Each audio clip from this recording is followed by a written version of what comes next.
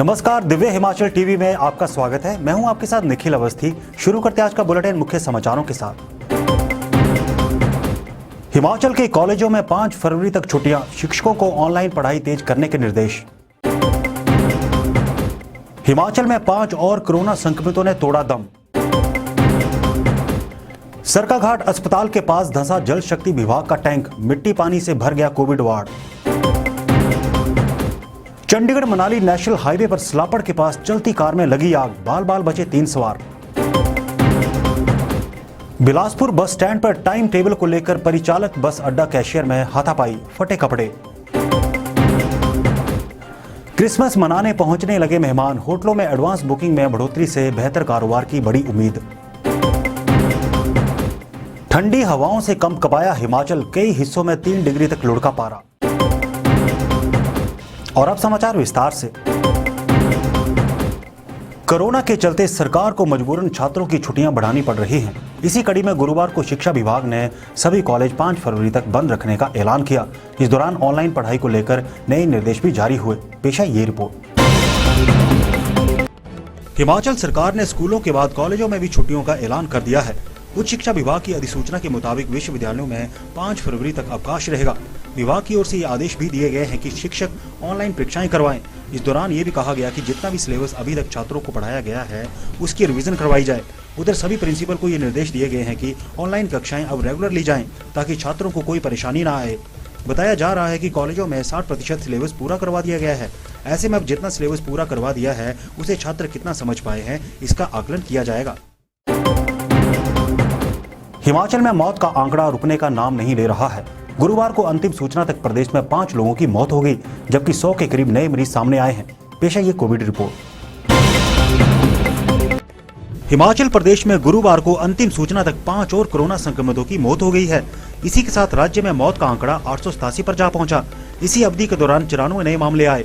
वहीं इसी दौरान 272 मरीज स्वस्थ हुए। नए मामलों की बात करें तो कांगड़ा में 25, सोलन में 20, चंबा में 19, शिमला में 15, मंडी में 9, कुल्लू में 3, बिलासपुर में 9 और सिरमौर में 1 नया मरीज मिला। बता दें कि प्रदेश में अब तक 53,486 लोग संक्रमित हो चुके हैं। इनमें एक्टिव 4,446 रह गए हैं।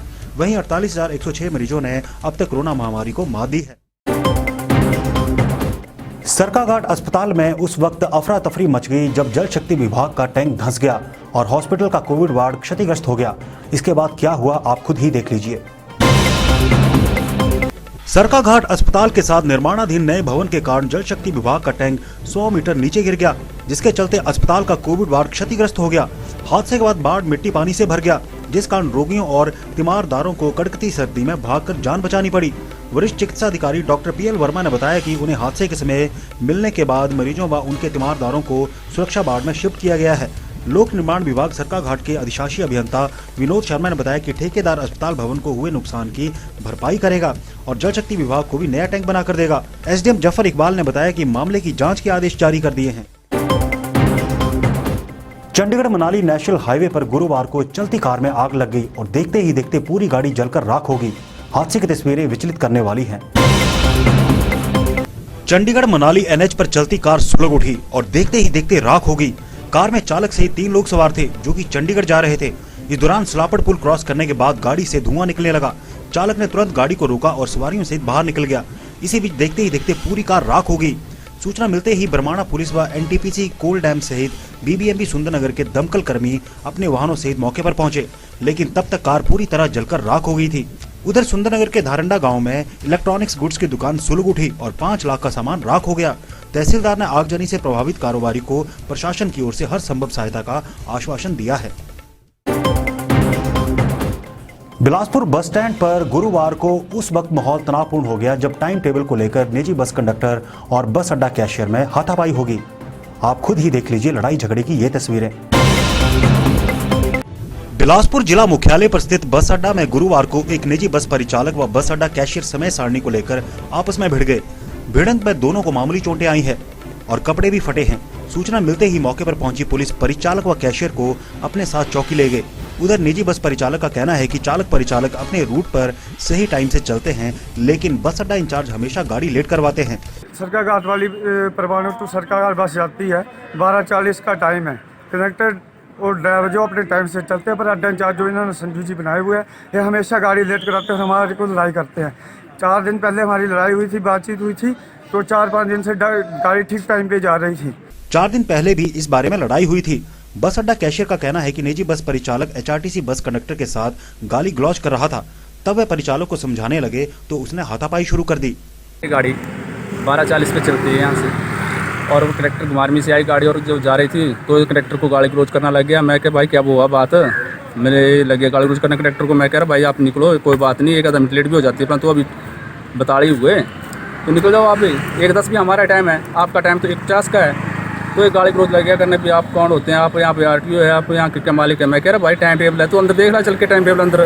बोले मैं नहीं अंदर जाऊँगा, आप इधर आओ अपने मेरे पास। जैसे मैं वहाँ खड़ा बात करा तो उसने हाथापाई कर दी मेरे को, और मेरे को चोट मार दी और यहाँ लगी, और मेरे कपड़े सारे इसने चीर दिए, ये मास्क वगैरह, तो सारे हुड वगैरह इसने सारा काट दिए। कोरोना के चलते मंदी की मार झेल रहे होटल कारोबारियों को उम्मीद है कि क्रिसमस व न्यू ईयर उनके लिए खुशखबरी लाएगा। होटलों में ऑक्यूपेंसी बढ़ने से बेहतर कारोबार की संभावना जताई जा रही है। पेश है ये रिपोर्ट। क्रिसमस सेलिब्रेशन के लिए प्रदेश के पर्यटक स्थलों में सैलानियों की आमद शुरू हो गई है। शिमला, कुल्लू, धर्मशाला और डलहौजी में सैलानी पहुंचने शुरू हो गए हैं। राज्य सरकार द्वारा कर्फ्यू में राहत देने और रविवार को बाजार खुला रखने के निर्णय के बाद क्रिसमस पर सैलानियों के ज्यादा संख्या में उमड़ने की संभावना जताई जा रही है। क्रिसमस के लिए शिमला के होटल 40 से 60% तक एडवांस में ही बुक चल रहे हैं। वहीं धर्मशाला में एडवांस बुकिंग्स 30 से 40% रिकॉर्ड की जा रही है। कुल्लू में यह दर 40 से 70% तक बताई जा रही है। होटल कारोबारियों द्वारा क्रिसमस पर होटलों में सैलानियों की आवभगत के लिए तैयारियां पूरी कर ली गई हैं। क्रिसमस पर होटलों में सैलानियों के लिए हिमाचली व्यंजन परोसे जाने की तैयारी की गई है। शिमला होटल एवं रेस्टोरेंट संघ के अध्यक्ष संजय सूद ने कहा कि क्रिसमस पर होटलों में ऑक्यूपेंसी दर बेहतर रहने की संभावना है। होटलों में सैलानियों के स्वागत के लिए तैयारियां पूरी हो गई हैं।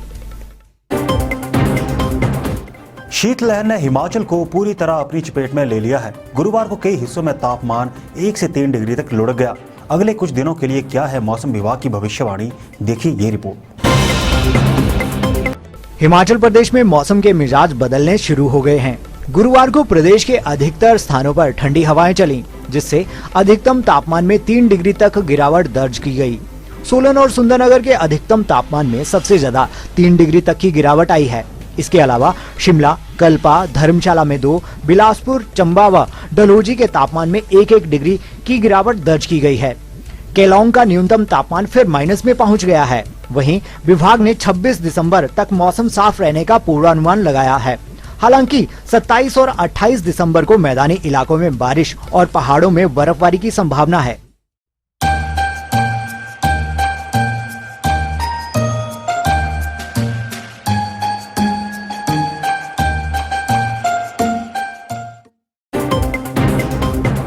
और अब चलते चलते आईजीएमसी नेर चौक और टांडा मेडिकल कॉलेज में तैनात होगा अतिरिक्त स्टाफ। कोविड मरीजों की 24 घंटे होगी देखभाल। साइबर अपराधियों के खिलाफ कुल्लू पुलिस के तेवर सख्त, बंद करवाए 550 फेसबुक, इंस्टाग्राम अकाउंट। मनाली के निजी होटल में टूरिस्ट ने फंदा लगाकर दी जान, हरियाणा से घूमने आया था नौजवान। रोहडू उपमंडल के मचौती में आग बेकाबू, लपटों में घिरकर राख हो गया 2 मंजिला मकान। आज के लिए बस इतना ही। देखते रहिए दिव्य हिमाचल टीवी।